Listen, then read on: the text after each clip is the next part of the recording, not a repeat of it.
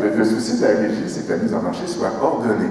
Ce qu'ils veulent éviter, c'est le prix monte, il y a une surplus de production, le prix baisse après, il y a des fermes qui abandonnent, il y a des consommateurs qui ne savent plus comment faire leur budget. C'est pour ça qu'il y a une régie. Donc, elle, ce qu'elle veut, c'est qu'elle reste à peu près stable. OK.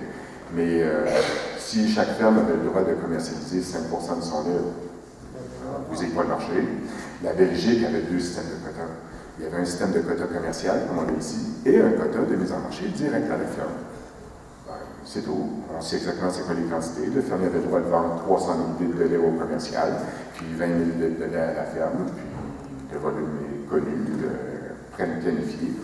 Il n'y a rien qui empêche de moduler la gestion d'offres pour en faire un outil de développement régional.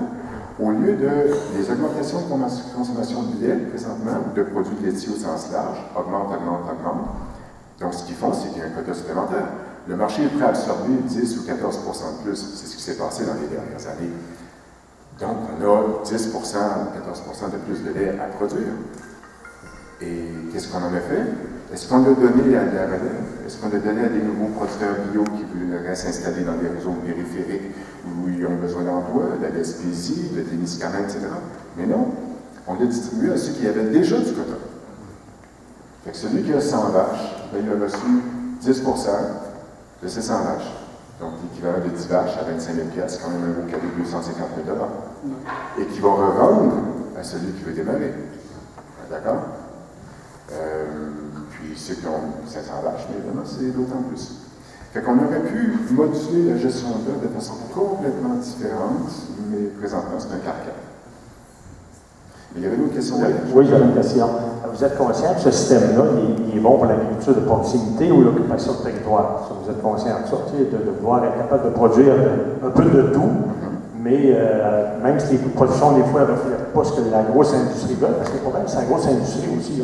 On ne pourra jamais produire 100 de ce qu'on mange avec des monopoles de métro, IGA, tous les gros monopoles qui se fusionnent, tant au niveau de la transformation, des transports. Je vais vous donner un exemple. Dans les années 90, je vendais moi, je suis producteur forestier aussi, puis agricole. Je fais de la production contingentée et non contingentée. Moi, je sais ce qui bouge. Ce qui bouge, il y a des points faibles, il y a des points forts. Puis je vendais 800, 850 du mille-pied, du pain blanc, parce que j'ai des pinettes de pain blanc qui ont beaucoup d'or, qui sont très bien entretenues. À matin, de vendre 300 pièces du mille-pied, là, il faut que je fasse écoute, c'est de la chance, comme de prendre un billet de l'Auto-Québec. Parce que il y a un acheteur dans le sud du Québec qui a tout acheté ses concurrents. Et même si j'enlève le syndicat de bois, parce qu'on parle de syndicat unique ou peu importe, je suis coincé. Il reste une porte de sortie, de peut-être faire des cours de triage dans chaque municipalité pour ramasser les bois nobles et les négocier à l'extérieur ou des choses comme ça. On est capable par Internet. Mais ce que je vous dis, c'est que ça a une limite aussi de l'agriculture de proximité. Là, parce qu'il y a des. C'est pas seulement les monopoles syndicaux, c'est les monopoles, les fusions ont été énormes dans les 15 dernières années, dans tout ce qui est distribution, dans les groupes. Regardez, Saint-Hubert a été vendu l'année passée au groupe Cora, qui lui aussi a été revendu. C'est l'enfer. Puis là, ce qui est en train de se faire mondialement, c'est le contrôle total de l'agriculture humaine, de l'alimentation, parce que les contrôles au niveau des métaux précieux sont pris, des compagnies énergétiques, des compagnies d'assurance et de carte de crédit mondiale, des transporteurs par bateau, des armateurs, il en reste rien que 2 ou 3 dans le monde. Fait que là, le prochain contrôle qui est en train de se mettre en place, c'est de contrôler l'agriculture au niveau planétaire. Et c'est pour ça qu'il va falloir répondre autrement, au lieu de se laisser glisser dans cette vague-là, pour l'agriculture de proximité, biologique, oui. Si on n'est pas capable d'avoir les financements par les financières ou les groupes de jardins, ça va être de partie des coopératives de citoyens qui vont investir un peu, au lieu d'investir à la bourse dans des compagnies qu'on ne connaît pas. Je pense que l'agriculture, c'est un pilier, mais présentement, il ne faut pas s'en donner un talon d'Achille. C'est pas, oui, les syndicats uniques, dans certains cas, ça peut nuire, mais en général, la plupart des productions ne sont pas sur version de quota. La majorité des productions agricoles, on peut parler de champignons ou de vincent ou peu importe. Mais il y a toujours de la grosse industrie qui veut payer le moins cher possible pour alimenter des villes qui sont de plus en plus loin, alors, ou grandes. Alors c'est ça, c'est pas parfait, là, mais je veux mon opinion là-dessus, généralement, avoir un peu un survol de réponse là-dessus. Effectivement. Oui. On a coupé le micro. Ah, non, on s'en est pas. Mais après, on va terminer ça parce que ça va être là. Parfait. Mais on va continuer la conversation dans le festival. Excellent. dirais qu'il y a deux paliers. Effectivement, la gestion de l'offre, au sens très large, permet de bloquer les frontières. C'est un accord social, la gestion de l'offre.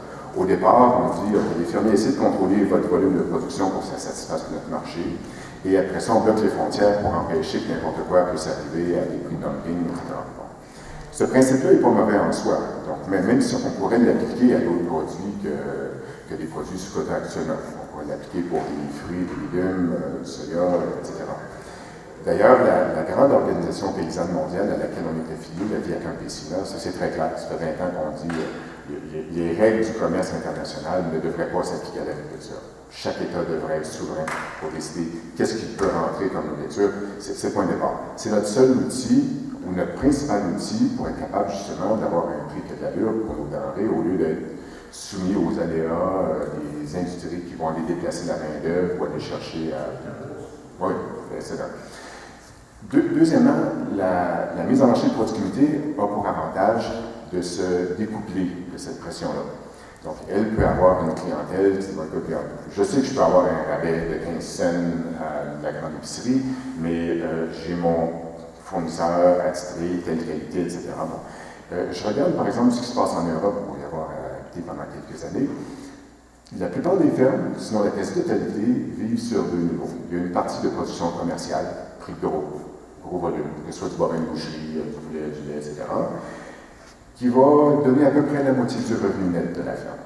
La deuxième partie du revenu net, c'est une autre forme, une mise en marché plus directe.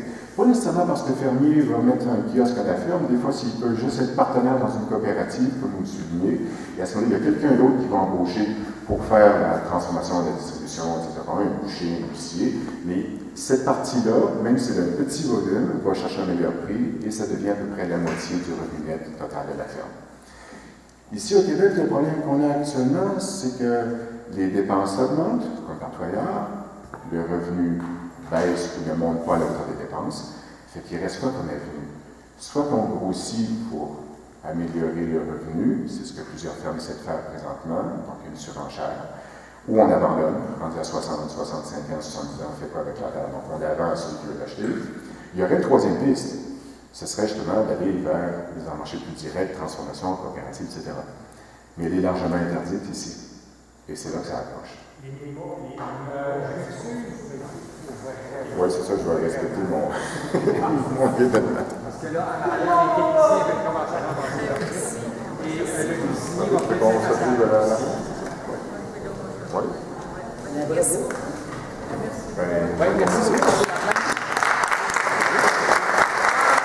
Merci de vous être déplacés. Et on peut continuer la conversation.